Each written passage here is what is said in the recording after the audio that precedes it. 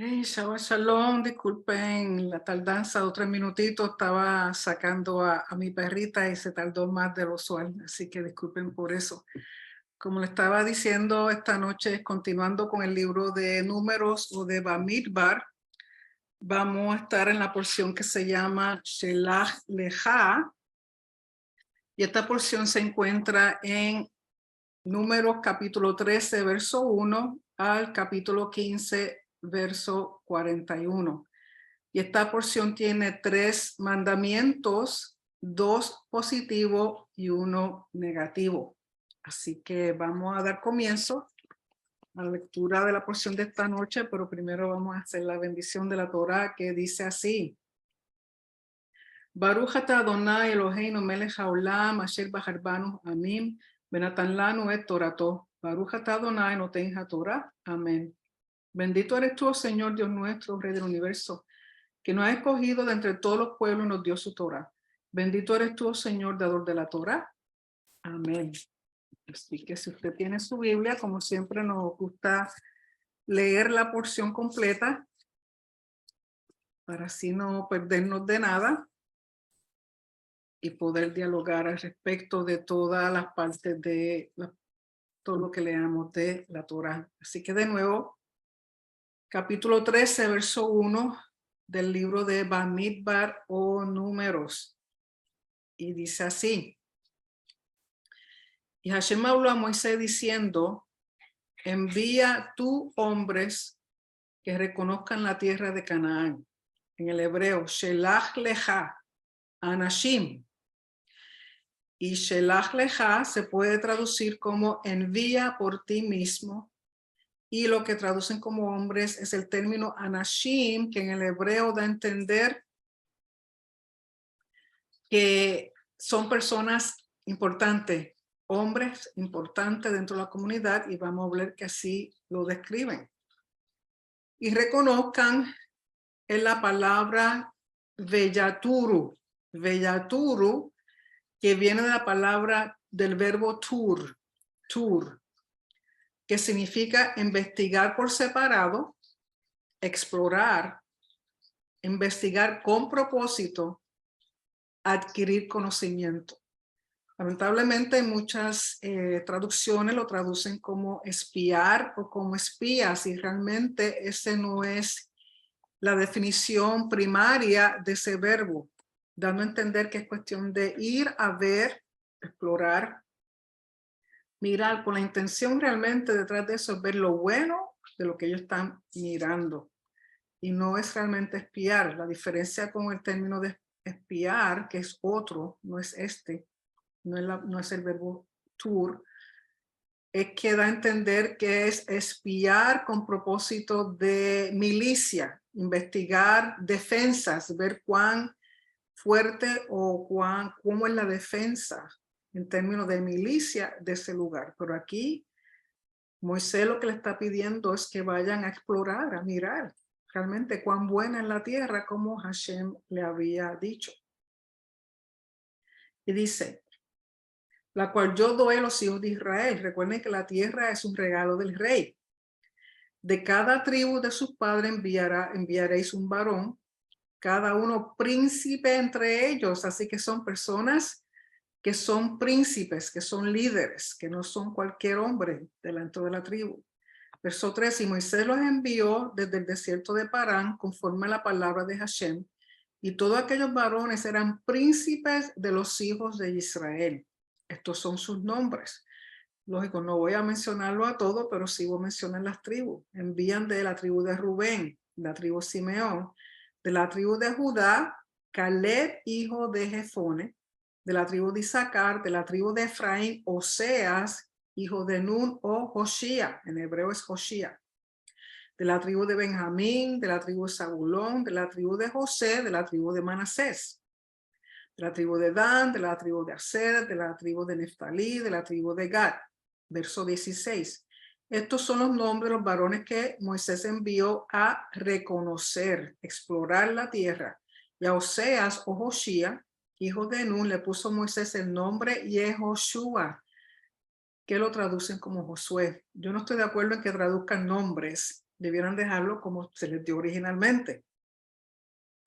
Así que el nombre de Josué realmente es nombre Yehoshua.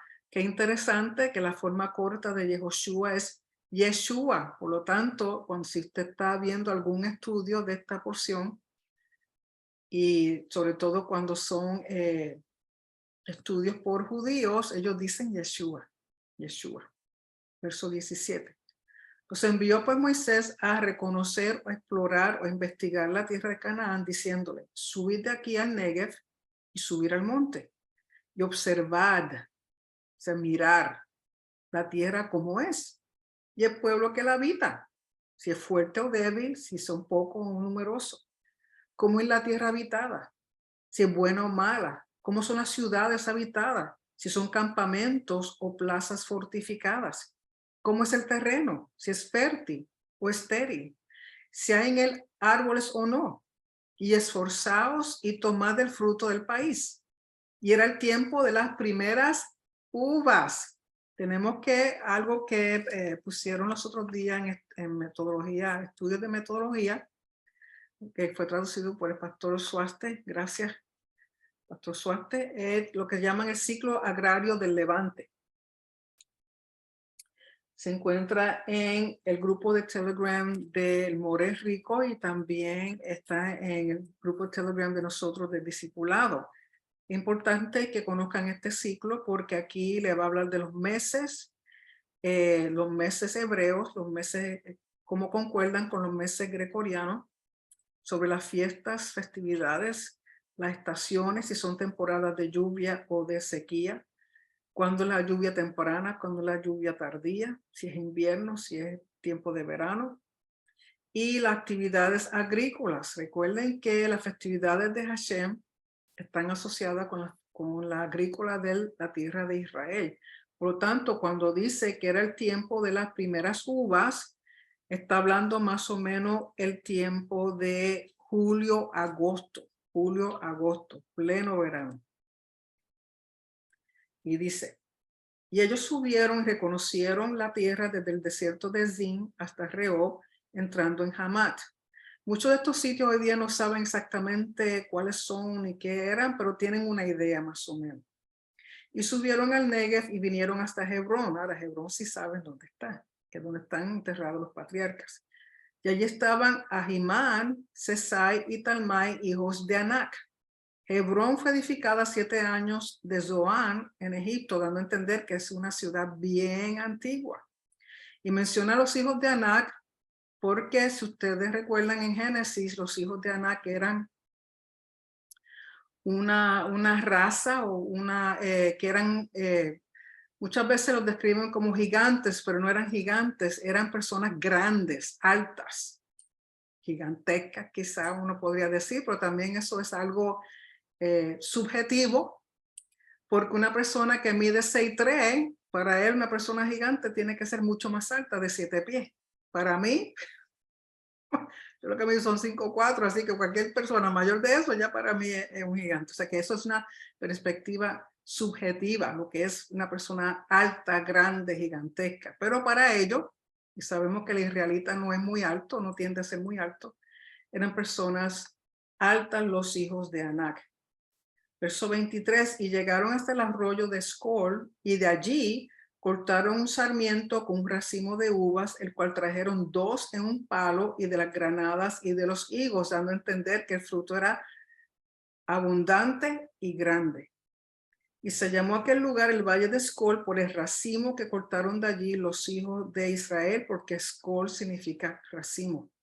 Y volvieron de reconocer la tierra al fin de 40 días. Cuando habla de 40 días, no es que literalmente fueron 40 días, sino que el término 40 días más bien se refiere a que fueron más de 30 días. Más o menos, 10 más, 5 más, 7 más. O sea que 40 es un término general para decir que fueron más de 30 días. Así que el número 40 no necesariamente tiene que ser literal, pero se ha tomado literal. Verso 26, y anduvieron y vinieron a Moisés y a Aarón y a toda la congregación de los hijos de Israel en el desierto de Parán, en Cades, y dieron la información a ellos y a toda la congregación y le mostraron el fruto de la tierra. Y les contaron diciendo, nosotros llegamos a la tierra a la cual nos enviaste, la que ciertamente fluye leche y miel. ¿Se están de acuerdo que es una tierra fértil, una tierra de abundancia? Que fluye leche y miel, que significa que es fértil, que hay de todo y mucho, abundante. Y este es el fruto de ella. O sea, tienen ejemplo de lo que ellos trajeron.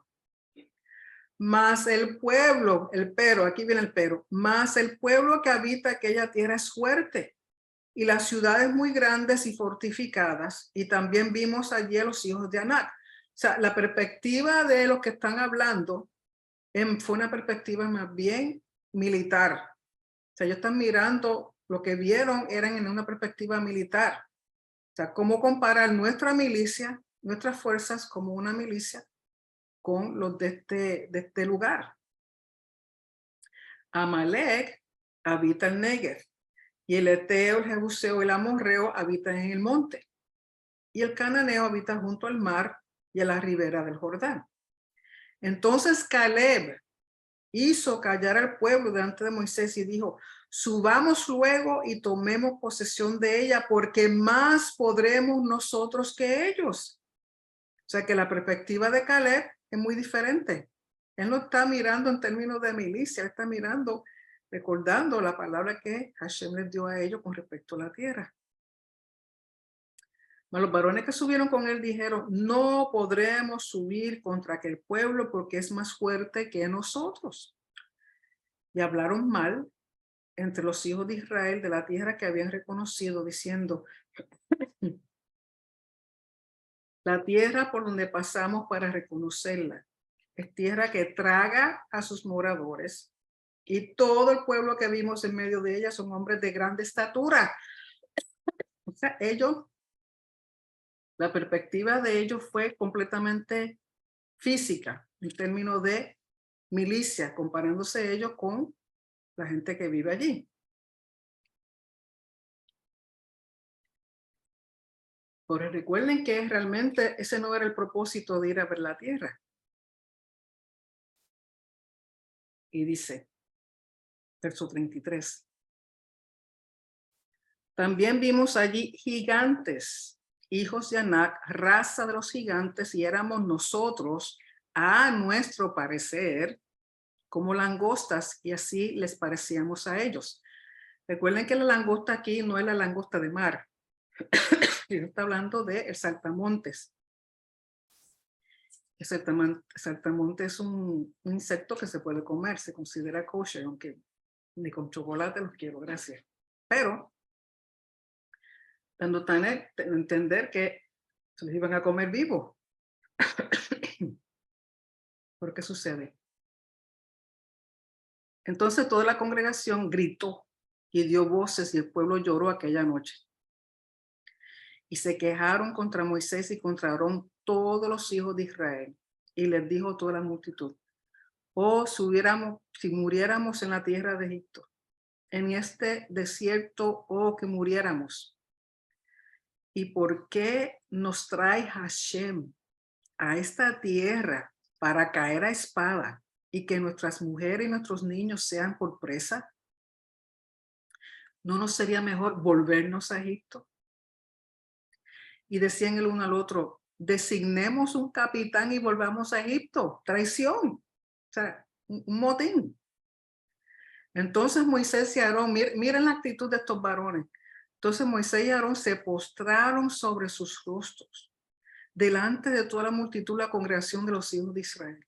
Y Josué, Yehoshua, hijo de Nun, y Caleb, hijo de Jefone, que eran los que habían reconocido la tierra, rompieron sus vestidos. O sea, al romper, recuerden que esto es señal de luto o señal de gran dolor o señal de vergüenza, o sea, algo que ellos no están creyendo lo que están escuchando de la gente.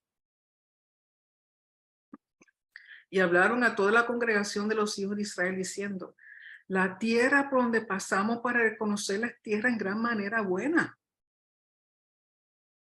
Si Hashem se agradare de nosotros, él nos llevará a esta tierra y nos la entregará. Tierra que fluye leche y miel. O sea, él está súper convencido de que lo que habló Hashem va a ser, de lo que prometió Hashem va a ser. Si hasta el momento ellos han pasado, como decimos en Puerto Rico, la seca y la de Meca, y todavía están ahí, están vivitos. No le ha faltado nada. La provisión que Hashem le ha dado desde un principio. El favor, la gracia. Por tanto, no seáis rebeldes contra Hashem, ni temáis al pueblo de esta tierra, porque nosotros los comeremos como pan. Su amparo, que da a entender, recuerden que para este tiempo, y aún en nuestra cultura, si ustedes en su pueblo original, de ustedes venga, celebran las fiestas patronales, como en Puerto Rico, cada pueblito tiene su virgen patrona o su santo o cualquier cosa, porque supuestamente esos son los patrones, los benefactores de ellos, y creen en esas supuestas potencias. Por lo tanto, los dioses que rigen sobre estas naciones, sobre estas regiones, él dice, su amparo se ha apartado de ellos y con nosotros está Hashem. No lo temáis. En otras palabras, no son los dioses de ellos, ni los amparos, ni los santos, ni las vírgenes, ni nada. Es Hashem el que tiene control de todo. Entonces toda la multitud habló de apedrearlos. Miren qué capacidad. Pero la gloria de Hashem se mostró en el tabernáculo de reunión a todos los hijos de Israel. Como quien dice, aquí viene el rey a resolver esta situación. Y Hashem dijo a Moisés, ¿hasta cuándo me ha de irritar este pueblo? ¿Hasta cuándo no me creerán? O sea, todavía a este punto carecían de fe. Todavía a este punto se dejaron influenciar por una perspectiva que menospreciaba la promesa y la palabra que Hashem había hablado a sus vidas. Dice, ¿hasta cuándo no me creerán con todas las señales que he hecho en medio de ellos? Yo los heriré de mortandad y los destruiré. Y a ti te pondré sobre gente más grande y más fuerte que ellos. Pero Moisés respondió a Hashem. Escuchen cómo responde Moisés. Lo oirán luego los egipcios, porque de medio de ellos sacaste este pueblo con tu poder. Y lo dirán a los habitantes de esta tierra, los cuales han oído que tú, oh Hashem, estabas en medio de este pueblo, que cara a cara aparecías tú, oh Hashem, y que tu nube estaba sobre ellos, y que de día ibas delante de ellos en columna de nube y de noche en columna de fuego. Y que has hecho morir a este pueblo como un solo hombre, y las gentes que hubieran oído tu fama hablarán diciendo, por cuanto no pudo Hashem meter este pueblo en la tierra de la cual les había jurado, los mató en el desierto. O sea que Moisés está apelando al honor, Moisés está apelando a la reputación de Hashem como el Elohim de Israel. ¿Qué va a decir la gente? Con todo lo que tú has hecho, con todo lo que tú has hablado, con todo lo que ha pasado, ¿qué van a decir? Que tú no pudiste. Ahora pues, verso 17, yo te ruego que sea magnificado el poder del Señor como lo hablaste diciendo, Hashem, tardo para la ira y grande en misericordia, que perdona la iniquidad y la rebelión, aunque de ningún modo tendrá por inocente al culpable, que visita la maldad de los padres sobre los hijos hasta los terceros y hasta los cuartos. Recuerden, lo que esto quiere decir es, primero, juicio justo. Recuerden que Hashem es justo. Él no va a hacer nada en contra de alguien que no sea justificado, conforme a la justicia de Hashem, no la de nosotros. Y si eres culpable, vas a recibir conforme a tu culpabilidad, conforme a la transgresión que has hecho.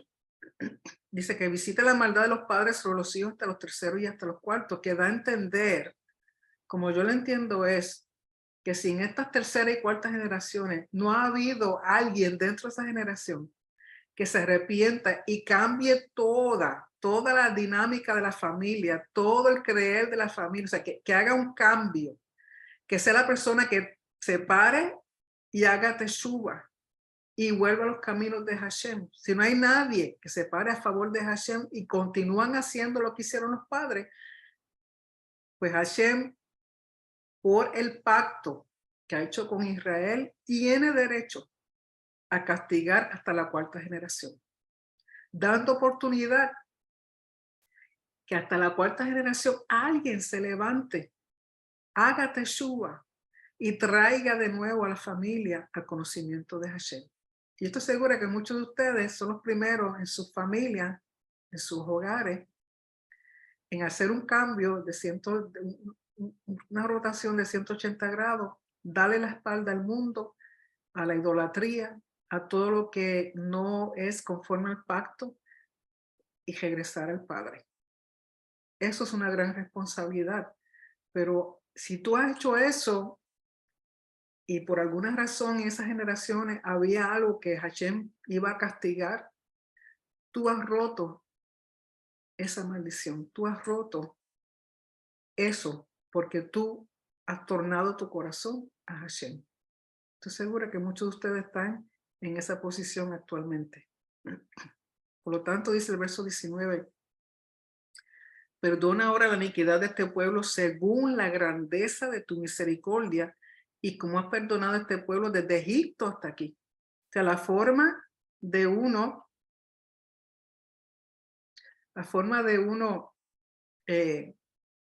a veces dialogar con el Padre es recordándole sus propias palabras.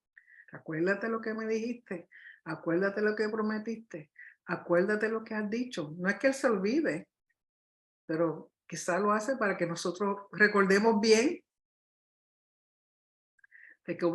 lo que Él nos ha dicho. Porque a veces Él nos da una palabra y han pasado años y años y uno esperando. Y a veces uno se olvida, pero Él no se olvida.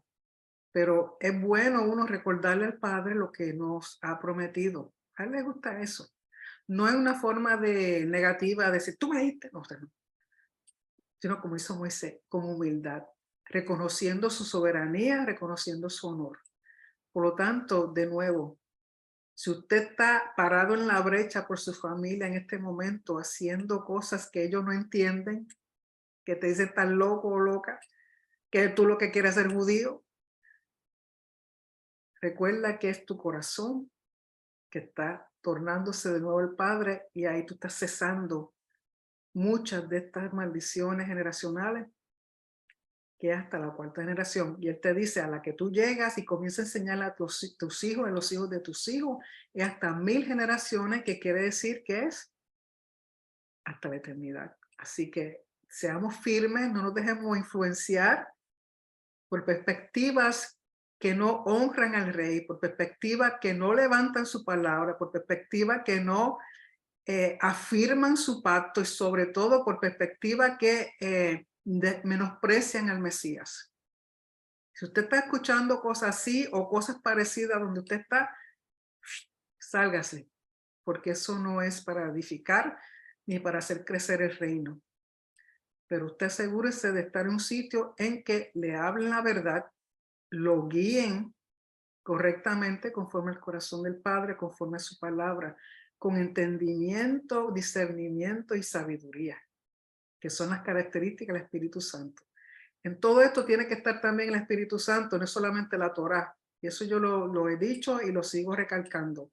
El Espíritu Santo y la Torá tienen que ir de la mano, y la forma que usted puede entender y continuar caminando este camino es con el Espíritu Santo al lado suyo y el pacto. Verso 20. Entonces Hashem dijo, yo lo he perdonado conforme a tu dicho. Miren para ahí lo que Hashem escuchando a un hombre mortal, a Moisés. Yo lo he perdonado conforme a tu dicho. Más, pero, tan ciertamente como vivo yo, que es una forma de hacer un juramento, y mi gloria llena toda la tierra, todos los que vieron mi gloria y mis señales que he hecho en Egipto, en el desierto, y me han tentado ya 10 veces y no han oído mi voz. Recuerden que el escuchar es para obedecer lo que se ha escuchado. No verán la tierra de la cual juré a sus padres. No, ninguno de los que me han irritado la verá. Pero a mi siervo Caleb, por cuanto hubo en él otro espíritu. ¿Qué espíritu fue el que hubo en Caleb? El de escuchar para obedecer. El que creyó y se mantuvo en fe en lo que la palabra que el Señor le dijo. Que no se dejó llevar por lo que veían sus ojos. Porque muchas veces, cuando salimos por la puerta de la casa, después de haber escuchado tremendo estudio, de haber escuchado a More Rico, después de haber escuchado a Rafi, toda esta gente que uno sale, wow, bien animado y sale por esa puerta, ¿qué es lo que hay? Gigantes por todos lados. Pero no podemos mirar a los gigantes. Tenemos que mirar a aquel que es más grande que los gigantes y que puede contra cualquier cosa y cualquier persona, cualquier situación. Pero a mis siervos, en términos que Hashem llame a unos siervos, es un título de honor. Pero a mi siervo a Caleb, por cuanto hubo en él otro espíritu y decidió ir en pos de mí, sin importar lo que vio, yo le meteré en la tierra donde entró y su descendencia la tendrá en posesión. Aquí no dice más que hasta la cuarta descendencia. Su descendencia. O sea que eso es para algo. Ahora bien, el amalecita y el cananeo habitan en el valle. Volveos mañana y salir al desierto camino del Mar Rojo. Aquí, a pesar de que dicen el Mar Rojo, o en el hebreo es el Yam Suf, da a entender que es otro camino, no en sí el camino del Mar Rojo, sino algo a lo cual le llamaban camino del Mar Rojo, que era un camino más transitado, un camino más común, usado para transitar mercado, comercio y cosas así, pero cerca del Mar Rojo, pero no necesariamente directamente volver al Mar Rojo, según los comentarios. Y Hashem habló a Moisés y a Aarón diciendo, ¿hasta cuándo oiré esta depravada multitud que murmura contra mí? Las querellas de los hijos de Israel que de mí se quejan. Recuerden que dice que se quejaron en contra de Aarón y Moisés, pero realmente las quejas es contra Hashem. ¿Por qué? Porque Hashem fue el que puso a Aarón y Moisés.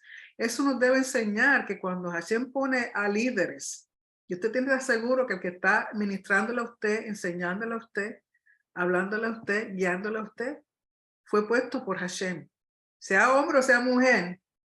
Aquí no es cuestión de sexo, aquí es cuestión de quién Hashem ordenó, mandó para ser y tener la posición que tiene. Y lo que sale de la boca de esa persona que le está enseñando, que le está guiando, que le está hablando, debiera ir conforme a la palabra. Pero cuando uno se queja en contra de personas así, uno a quien realmente de quien se está quejando es de Hashem. Que Hashem, recuerden que estos individuos a quien Hashem ha llamado y ha escogido los representan a él. Por lo tanto, si nos quejamos en contra de líderes que han sido puestos por Hashem, nos estamos quejando realmente en contra de Hashem. Dile, vivo yo, dice Hashem de nuevo, en forma de juramento, que según habéis hablado a mis oídos, así haré yo con vosotros. ¿Qué fue lo que hablaron? Ay, si hubiéramos muerto, sí, en Egipto, vamos a buscar otro líder. Verso 29, en este desierto caerán vuestros cuerpos. Todo el número de los que fueron contados entre vosotros de 20 años arriba, dándolo a entender que todos los que mueren fueron los que fueron contados para guerra. Todos los varones mayores de 20 años. O sea que no murió todos los que salieron de Egipto, sino aquellos que fueron llamados para la milicia, los cuales han murmurado contra mí, dando a entender que fueron ellos los que más bien murmuraron en contra de Hashem. Vosotros a la verdad no entraréis en la tierra, por la cual alcé mi mano y juré que os haría habitar en ella. Recuerden que la metáfora de alzar la mano, como hacía Faraón, en el antiguo Medio Oriente se entiende, y muchas veces si ustedes miran las fotos de los dioses, sobre todo Baal, lo tienen con una mano alzada. Porque eso representa poder, fuerza, autoridad. Entonces cuando Hashem dice, por la cual alcé mi mano, es juramento y dando a entender que es en su autoridad, en su poder y en su fuerza, que os haría habitar en ella. exceptuando a Caleb, hijo de Jefone, y a Josué, hijo de Nun, que fueron los únicos que dieron un buen reporte. No hablaron mal, no menospreciaron el regalo del rey. Pero a vuestros niños, de los cuales dijisteis que serían por presa, yo los introduciré y ellos conocerán la tierra que vosotros despreciasteis. Porque si a uno le duele que alguien desprecie un regalo, un obsequio, algo que uno le da a otra persona, cuánto más a nuestro rey soberano que les regala una tierra tan hermosa. Porque aún hoy día, a pesar de todas las cosas que están ocurriendo en Israel, como dice Rico, la tierra es buena, muy buena. Es rica en sabor, rica en colores, rica en olores. O sea, si hoy día la tierra es así, imagínense cuando Yeshua regrese y haya paz completamente. Verso 32, en cuanto a vosotros, vuestros cuerpos caerán en este desierto y vuestros hijos andarán pastoreando en el desierto 40 años y ellos llevarán vuestras rebeldías hasta que vuestros cuerpos sean consumidos en el desierto. O sea, que los niños o los que nazcan van a estar 40 años dando vueltas, hasta que toda esa generación que murmuró contra Hashem muera. Conforme al número de los días, de los 40 días en que reconocisteis la tierra, llevaréis vuestras iniquidades 40 años, un año por cada día, y conoceréis mi castigo. Yo, Hashem, he hablado, punto. Así haré a toda esta multitud perversa que se ha juntado contra mí. En este desierto serán consumidos y ahí morirán. Sentencia justa. Y los hombres que Moisés envió a reconocer la tierra y que al volver habían hecho murmurar contra él a toda la congregación. Imagínense la influencia de estos varones, de estos hombres, Anashim. Eran príncipes, eran líderes. La influencia que tiene un líder. Usted tiene que estar seguro que su líder camina a la par con Hashem. Usted tiene que estar seguro que su líder habla lo que dice la Torah, hace lo que dice la Torah. Sigue al Mesías Yeshua, sigue al Espíritu Santo. Porque si no hace nada, si no está en nada de eso, habían hecho murmurar contra él a toda la congregación, desacreditando aquel país. La influencia de un líder es bien grande, bien grande. Lamentablemente hay quienes siguen ciegamente a hombres y no al Padre. Se supone que esas personas que Hashem ha puesto son representantes, embajadores, imagen visible del Elohim invisible. Si eso no compagina, hay problemas. Verso 37, aquellos varones que habían hablado mal de la tierra murieron de plaga delante de Hashem. No dicen cuál fue la plaga. La cosa es que fue un castigo divino, un castigo de parte de Elohim. ¿Cómo murieron? Una plaga, algo que los mató. Le dieron frito ley. Pero Josué, hijo de Nun, y Caleb, hijo de Jefone, quedaron con vida de entre aquellos hombres que habían ido a reconocer la tierra. De 12 quedaron 2. Asegúrese de ser como Caleb, como Josué. Y Moisés dijo estas cosas a todos los hijos de Israel y el pueblo se enlutó mucho. Y se levantaron por la mañana y subieron a la cumbre del monte diciendo, henos aquí para subir al lugar del cual ha hablado Hashem porque hemos pecado. Entonces, ahora que quieren ir y entrar. Y dijo Moisés, ¿por qué quebrantáis el mandamiento de Hashem? Esto tampoco saldrá bien. No subáis, porque Hashem no está en medio de vosotros. No seáis heridos delante de vuestros enemigos, porque la Amalecita y el Cananeo están allí delante de vosotros, y caeréis a espada. Pues por cuantos habéis negado a seguir a Hashem, o sea, de corazón no estaban siguiendo a Hashem, por eso no estará Hashem con vosotros. Sin embargo, se obstinaron en subir, hacer las cosas a su manera, cuando ellos quieran, como ellos quieran y la forma que ellos quieran. Eso no es así. Por eso nuestro rey es rey soberano y nosotros somos sus vasallos. Es lo que él diga, como él diga, cuando Él diga y donde Él diga. No es a nuestra manera. Se obstinaron en subir a la cima del monte, pero el arca del pacto de Hashem y Moisés no se apartaron del medio del campamento, dándote a entender que al no ir Hashem con ellos, realmente es que el pacto, el arca del pacto, no va en medio de ellos, que es el trono aquí en la tierra de Hashem. Recuerden que cuando ellos se movían y salían, el trono, el arca iba con ellos, era lo que los guiaba. Aquí ellos están haciendo las cosas a lo loco, como les da la gana. Y en el reino, cuando hay una teocracia, siendo Hashem el rey soberano, no hay opiniones, no hay decisiones individuales, no hay lo que yo quiera, como yo quiera, no hay votaciones, es lo que diga el rey. Y como nuestro rey es justo, recto y verdadero, sabemos que cualquier cosa que él nos pide, nos diga, es para bien y no para mal.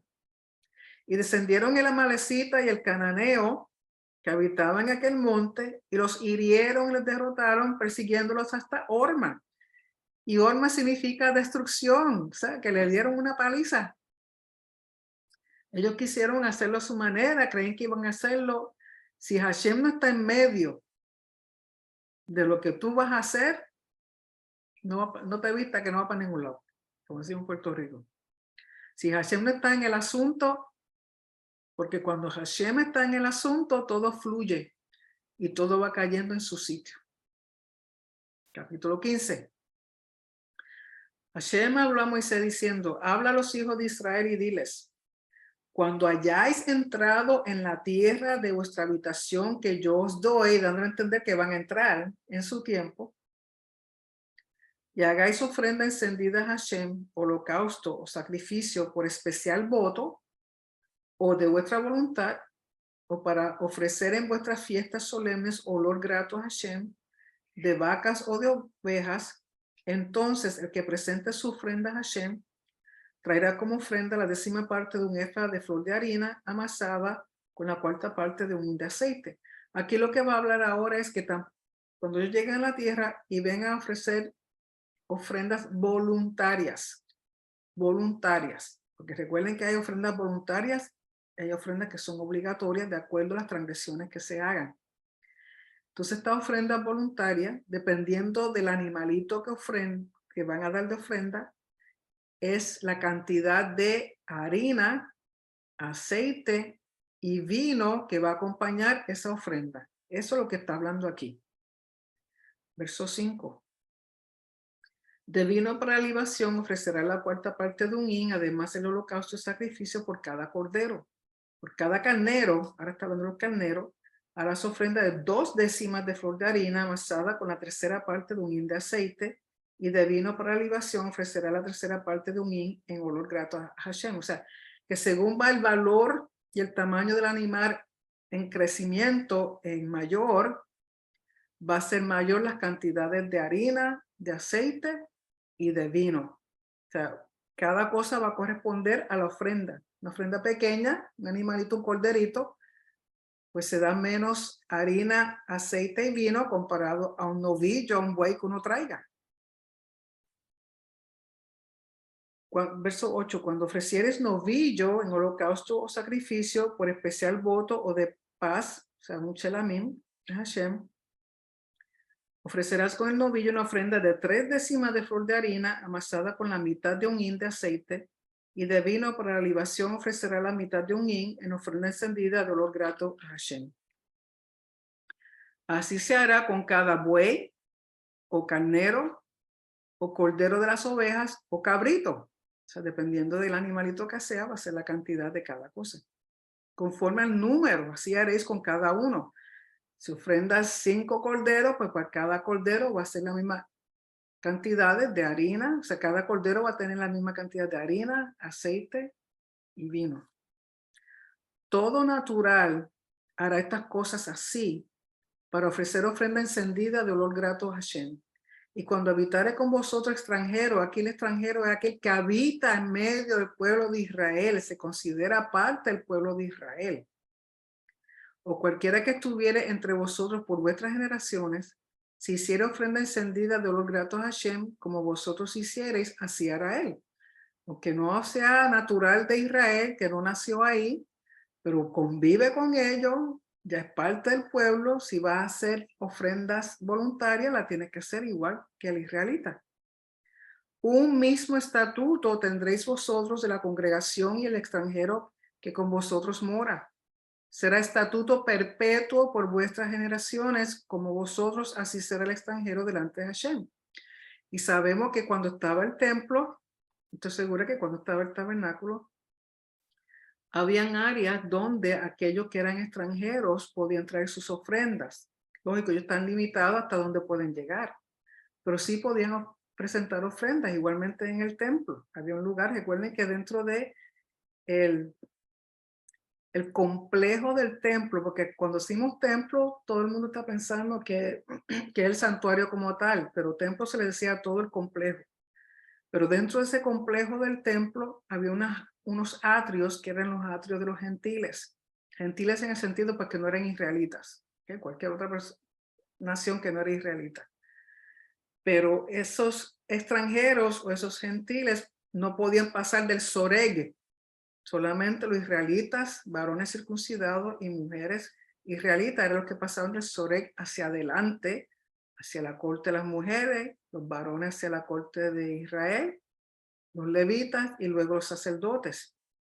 Pero lo que correspondía al extranjero que vivía en medio de Israel, que era parte de Israel, pero seguía siendo extranjero en el sentido de que no nació en Israel, para eso había un atrio. Ellos podían llegar hasta ahí, ellos podían ofrendar. Por eso dice en el verso 16, una misma ley y un mismo decreto tendréis, vosotros y el extranjero que con vosotros mora. Y aquí está hablando con respecto a ofrendas voluntarias. También habló Hashem a Moisés diciendo, habla a los hijos de Israel y diles, cuando hayáis entrado en la tierra, la cual yo os llevo, de nuevo les a saber que van a llegar a la tierra, cuando comencéis a comer del pan de la tierra, ofreceréis ofrendas a Hashem. De lo primero que amaséis, ofreceréis una torta en ofrenda, como la ofrenda de la era, así lo ofreceréis. O sea, todas las primicias, ya sea de harina, ya sea de grano, ya sea de fruta, lo que sea, una primicia es para Hashem y se lleva al templo cuando estén en la tierra. Entonces dice en el verso 21, de las primicias de vuestra masa daréis a Hashem ofrenda por vuestras generaciones. Y aquí es donde viene el concepto del jala, el pan jala, que jala significa separación. Lógico, cuando estaba el templo había ciertas medidas específicas de panes y de esas medidas específicas se sacaba una porción y esa porción era dada al sacerdote. Las primicias siempre iban a los sacerdotes, sobre todo a los sacerdotes que estaban oficiando en ese día la ofrenda. Entonces, jala significa separado. Hoy día la costumbre es, a pesar de que no hay templo, han decidido que aquellos que viven en el exilio o son tan dispersos, estamos dispersos, sacar una primicia, una porción de ese pan, y en vez de darlo, porque al menos que usted sepa, conozca un Cohen, un sacerdote, lo que hace es que se quema esa porción.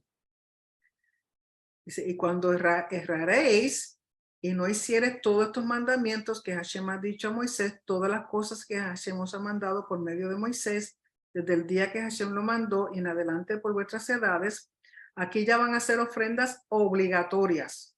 Ya lo primero que estaba hablando era con respecto a ofrendas voluntarias. Estas son obligatorias cuando hay ya error en no cumplir con un mandamiento. Dice, verso 24, si el pecado fue hecho por hierro con ignorancia de la congregación. Y aquí comienza a hablar primero de la congregación, después de individuos, pues, o sea, de acuerdo al error cometido ignorantemente, no es voluntario, un pecado ignorante, que no te diste cuenta, que no tuviste cuidado, que no tuviste precaución. Dice, si el pecado fue hecho por hierro con ignorancia de la congregación, toda la congregación ofrecerá un novillo por holocausto en olor grato a Hashem, con su ofrenda y su libación conforme a la Torá, conforme está descrito en Levítico, y un macho cabrío en expiación. Y el sacerdote hará expiación por toda la congregación de los hijos de Israel y les será perdonado, porque hierro es. O sea, fue un error. Y ellos fue algo ignorantemente. Y ellos traerán sus ofrendas encendidas a Hashem y sus expiaciones delante de Hashem por sus hierros. Y será perdonada toda la congregación de los hijos de Israel y el extranjero que mora entre ellos, por cuanto es hierro de todo el pueblo. Si el pueblo completo cometió en contra de uno de los mandamientos, ignorantemente, pues tienen que traer, representando al pueblo completo, un novillo.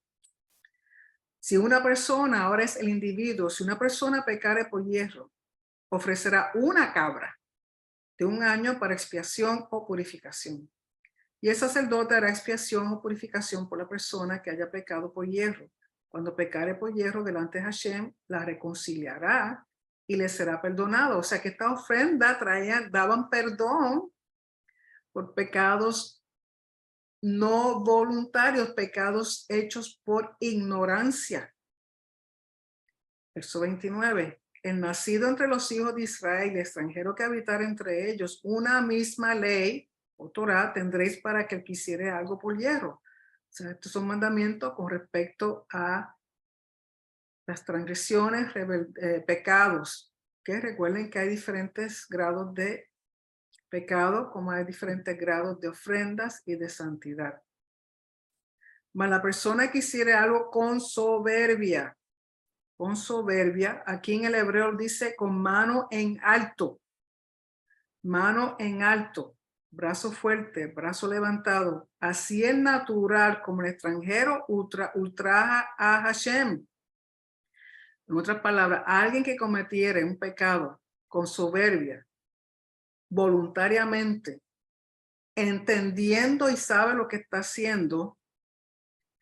Aquí en el hebreo dice que una persona con mano alta, que lo que significa que está desafiando a la autoridad de Hashem. Está negando la autoridad de Hashem y hace lo que le da la gana, como le da la gana, cuando le da la gana. Está menospreciando y no tiene remordimiento o no siente culpabilidad por lo que está haciendo. ¿Qué le sucede? Dice, por cuanto dice, mas la persona que hiciera algo con soberbia, así el natural como el extranjero, ultraja a Hashem. Esa persona será cortada de en medio de su pueblo. Por cuanto tuvo en poco la palabra, la autoridad de Hashem y menospreció su mandamiento, enteramente será cortada esa persona, su iniquidad caerá sobre ella. Cuando dice que la persona es cortada, es juicio divino. Y la forma en cómo lo describe es la palabra karet, cortado. Puede ser de la siguiente manera: una vida corta, una vida sin descendientes y la línea de esa persona deja de existir, o tiene una muerte prematura, evitando que tenga hijos y tenga descendientes. La cosa es que queda básicamente cortado, eliminado del pueblo, y es por juicio divino por hacer una transgresión de este tipo, que es voluntario, con entendimiento, con soberbia, con menosprecio, con que la autoridad de Dios la ignora por completo. Y el verso 32 dice, estando los hijos de Israel en el desierto, hallaron a un hombre que recogía leña en día de reposo. Y sabemos que eso no se puede hacer. Eso está en Éxodo 35, me parece, en los primeros versos.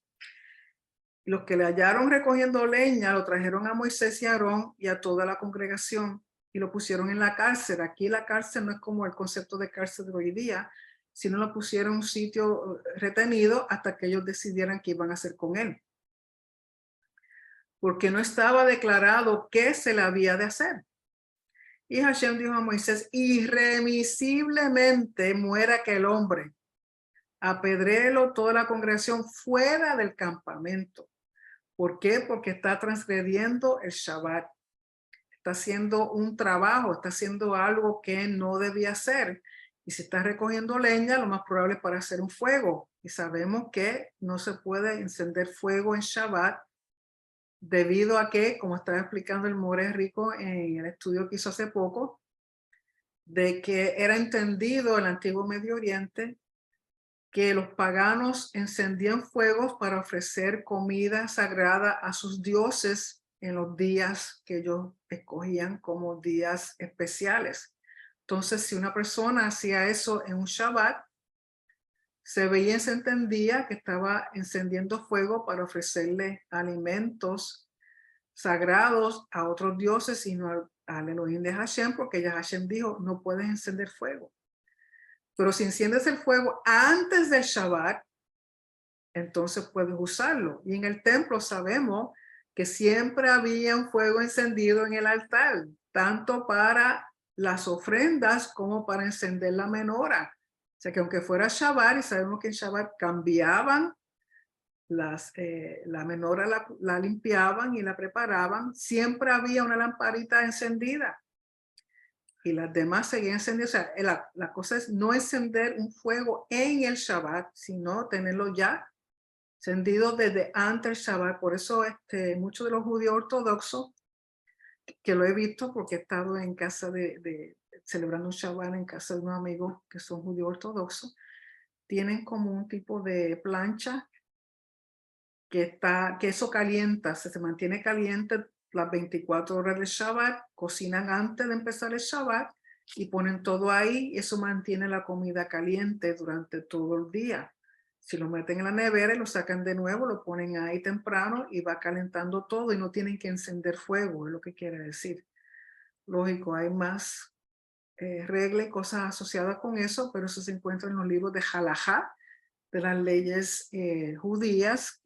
Hay más detalles, hay más información. Si a usted le interesa, tiene que ir a documentos o textos que hablen de halajá, de la ley, cómo ellos la entienden, cómo ellos la llevan a cabo. Pero el propósito es que no se encienda fuego, porque en aquel entonces se entendía que le está encendiendo fuego para preparar alimentos sagrados a dioses que no son Hashem, porque ya Hashem te dijo, no lo haga. Y si lo está haciendo, ¿ok? Y dice, ahora habla sobre los Zitzit, los Zitziot.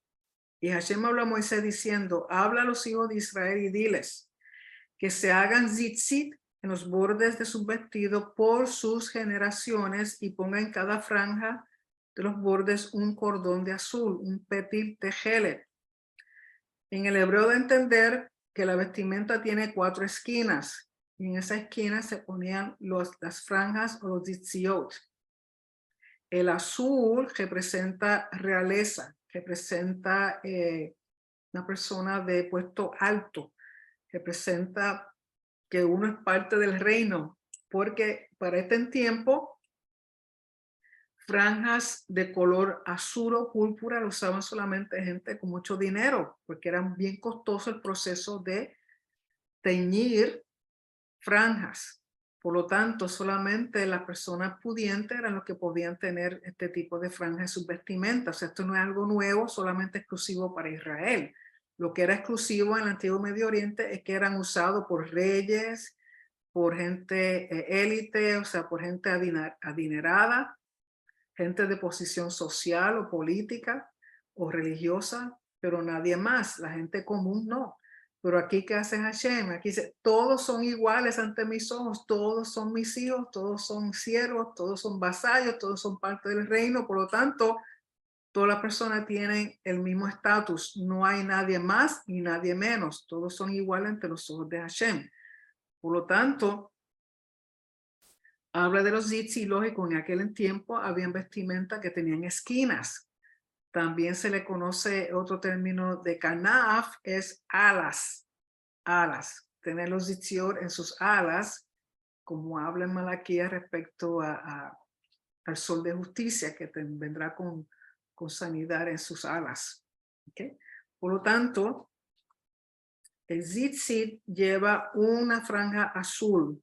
Y el propósito del zitzit, o de los zitziot, porque va en las 4 esquinas, dice, y os servirá de zitzit para que cuando lo veáis, de la persona que lo lleva, lo esté mirando, os acordéis de todos los mandamientos de Hashem, porque es importante acordarse de todos los mandamientos de Hashem, porque dice todos los mandamientos de Hashem para ponerlos por obra.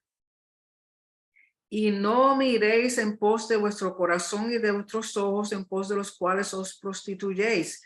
Ahí donde dice, y no miréis en pos, en el hebreo es la palabra laturu, que viene del verbo tur, que es el mismo verbo con el cual comenzamos cuando Moisés le dice, vayan y exploren la tierra. Vayan y exploren la tierra, buscando lo bueno de la tierra. Y aquí Hashem te está diciendo, cuando tus ojos o tu corazón miren a cosas que te parecen buenas, pero cuando lo compara con el mandamiento, no es bueno realmente. El propósito es decir, hacerte aguantarte y no ir tras los deseos, los placeres, lo que atrae a uno, sino conforme a lo que Hashem dice que tenemos que hacer. Conforme a lo que Hashem dice que tenemos que ir en pos de. Así como Caleb y Josué fueron en pos de Hashem, de sus mandamientos, y no de lo que estaban mirando, los tzitzit es con el mismo propósito. De cuando tú mires algo que te agrade y básicamente te va a agradar a la carne, a lo que es placentero, como que eso no compagina con lo que dice la Torah, te agarra tu tzitzit y te acuerdas los mandamientos de Hashem y acordate bien en pos de él, de sus mandamientos, de lo que es bueno para él, de lo que es recto para él, no lo que es bueno para ti, lo que tú crees que es bueno para ti. Ese es el propósito de los 18. Para la persona que los usa, verlo y acordarse de los mandamientos de Hashem para ponerlos en obra. En pos de los cuales os prostituyéis, en otras palabras, si sigue lo que tú crees que es bueno, va a terminar en inmoralidad y en idolatría. Para que os acordéis, verso 40, y hagáis todos mis mandamientos y seáis santos a vuestro Elohim. El seguir la Torah, los mandamientos, es lo que nos permite adquirir ese grado de santidad como pueblo. Recuerden que la santidad es como pueblo y no como individuo. Por lo tanto, todo lo que nos pide el Señor tiene una razón de ser y es para ayudarnos. Es para ayudarnos, no es para hacer nuestra vida más difícil. Así que aquí hay mucho de que se habla, pero lo más importante, si vamos a ver, como dice el americano, the bottom line, escucha y obedece, escucha y obedece, escucha y obedece. Y acuérdate de lo que es Hashem, las instrucciones de Hashem. Y nos irá bien, mucho mejor, como decimos allá en Puerto Rico. Así que con eso se termina la porción. Como siempre, tratando de dar oportunidad a que si tienen alguna pregunta, permítanme poner aquí para que puedan hacer preguntas. Ay, a ver, poner el micrófono, ponerla aquí. Gallery. Así que si hay alguna pregunta, yo sé que pusieron algunas preguntas en el chat. Ok, surge y pregunta, si un gentil estaba circuncidado, ¿podía entrar al atrio del pueblo de Israel y podía ofrecer las 5 ofrendas? Si estaba circuncidado, sí.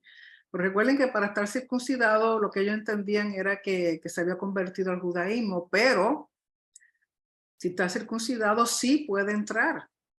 Puede pasar el soreg. Si no está circuncidado, no puede. Es más, hasta un israelita que no esté circuncidado no puede pasar del soreg. Por lo tanto, la circuncisión es lo que, recuerden que el señal del pacto es lo que permite pasar del soreg hacia los lugares más santos. A ver, ¿alguna pregunta? ¿Alguien tiene alguna pregunta, algún comentario que hacer? Sí, Shabbat Shalom, pastora. Sí, Shabbat Shalom, Osvaldo, ¿cómo estás? Bien, muy bien por aquí, gracias al Eterno.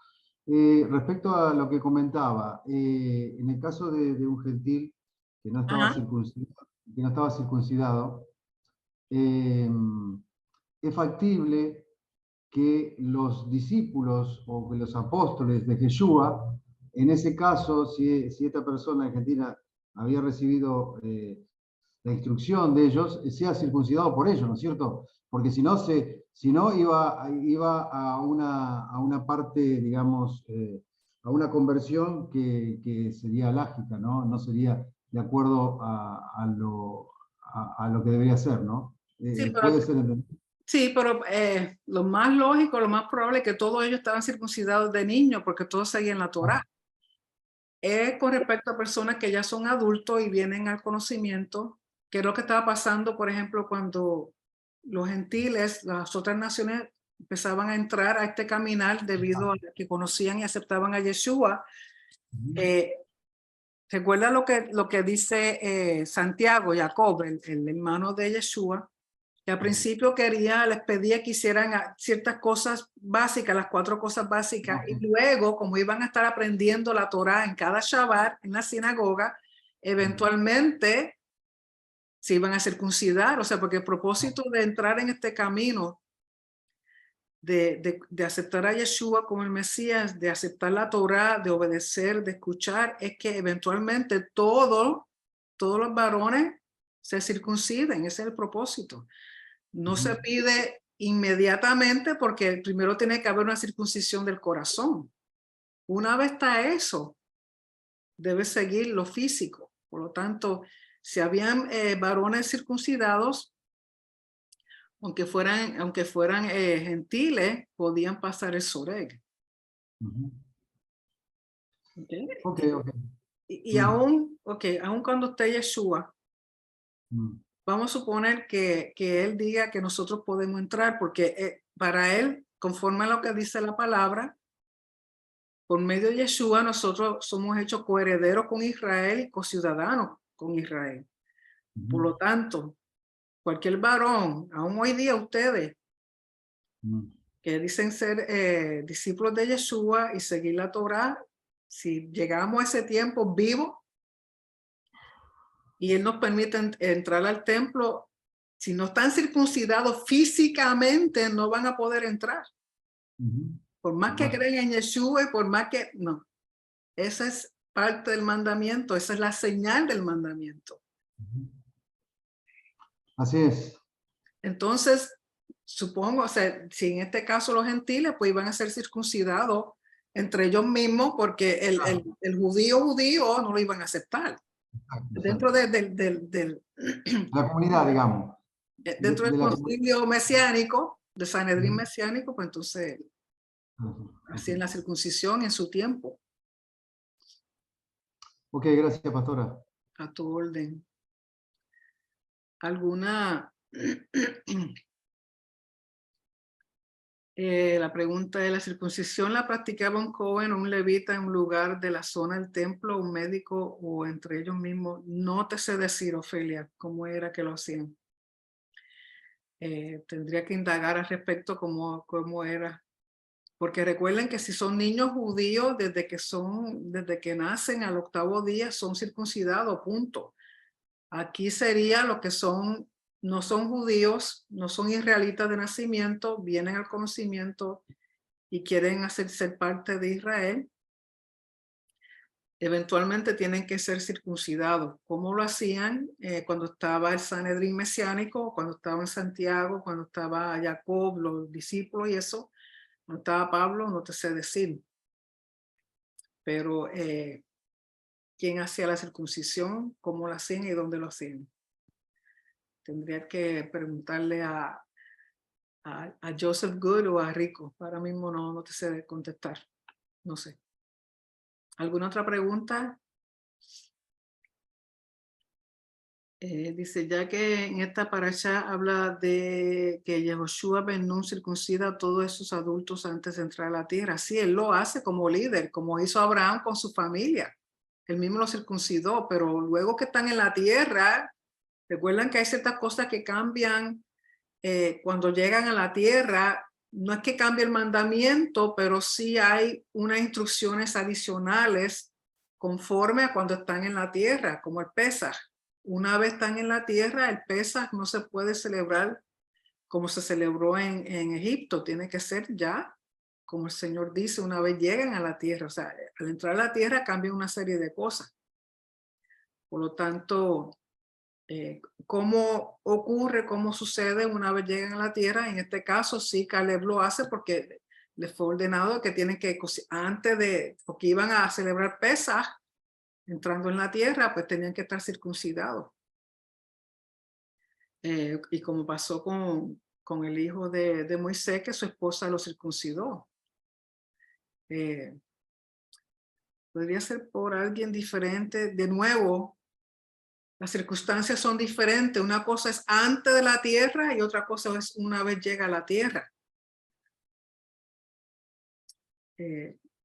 Van a ser las instrucciones con respecto a la circuncisión. Porque una vez llega a la tierra, pues entonces cambian algunas instrucciones. ¿Cómo lo hacían exactamente y quién lo hacía después de Josué y después de esas otras generaciones?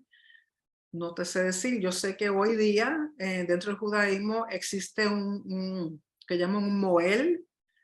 Moel es una persona que se dedica a eso. Hoy día también, por ejemplo, conozco un médico de México que él es médico, pero el ministerio que Hashem le ha dado es hacer circuncisiones. Y se dedica a eso, es lo único que él hace, con el entendimiento que significa la circuncisión, con las bendiciones que se hacen, entendiendo que es un rito de transición y que tiene que ver con el pacto, y él lo hace así. Por lo tanto, hoy día está el Moel, que es de judío, que solamente se especializa en hacer eso, se dedica a eso, y fuera del judaísmo ortodoxo, hoy día Hashem ha levantado, usualmente son médicos, que hacen las circuncisiones. Así que, de nuevo, circuncisión va a depender de dónde están, cuándo, la época y quién tiene la autoridad y el derecho para hacerlo. Yo de los más detalles de eso no sé, tendría que indagar. ¿Alguna otra pregunta? Dice, si hoy en día no lo hace una esposa de un creyente ni un líder que enseña, sino como que hay, no entiendo la pregunta.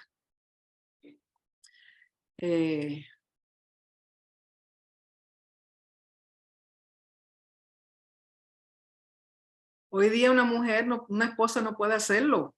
De nuevo, las cosas cambian una vez estás en la tierra, estaba el templo, había una regla establecida y lo hacían conforme a las reglas del momento. Hoy día el judaísmo tiene su propio Moel, sí hay un orden porque es conforme a la Torá. Hoy día hay un Moel que se dedica solamente a eso. A los 8 días de nacido el bebé, se llama Moel y hace la circuncisión con la presencia del padre. Y recuerden que en el judaísmo ortodoxo al niño no se le da nombre hasta que es circuncidado. Así que sí, todo es un orden, todo es un proceso conforme a los protocolos establecidos. Así que no se inventen ahí por ahí circuncidando a quien usted quiera, como usted quiera, porque eso no es así. ¿Alguna otra pregunta o comentario? Que mis hijos, pues si no hay nada más, recuerden que el próximo viernes, Dios mediante, tendremos nuestros servicios de nuevo en la congregación. Estamos remodelando, ampliando,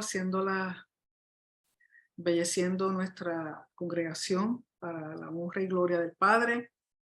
Quiero de una vez aprovechar y darle gracias a todos aquellos que donaron para las sillas. Gracias al Padre Celestial, ya llegamos a las 40 sillas. Muy agradecido a todos los que dieron, porque eso nos ayuda, porque esta remodelación, todo pues poniendo alfombra y todas esas cosas, pues cuesta, todo cuesta.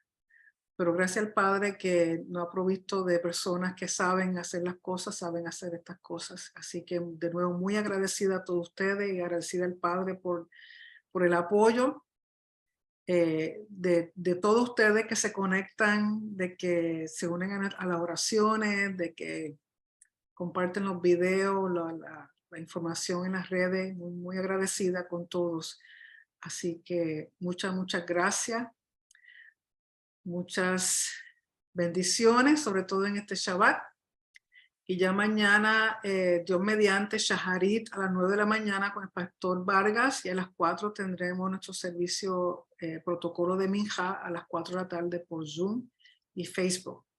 Así que espero entonces verlos mañana, Dios mediante. Si no hay nada más, pues entonces muchas bendiciones, que disfruten de su Shabbat, y será entonces esta mañana si el Señor así lo permite. Así que muchas gracias. Bendiciones. Shabbat Shalom. Shabbat Shalom. Shabbat Shalom. Shabbat Shalom. Shabbat Shalom.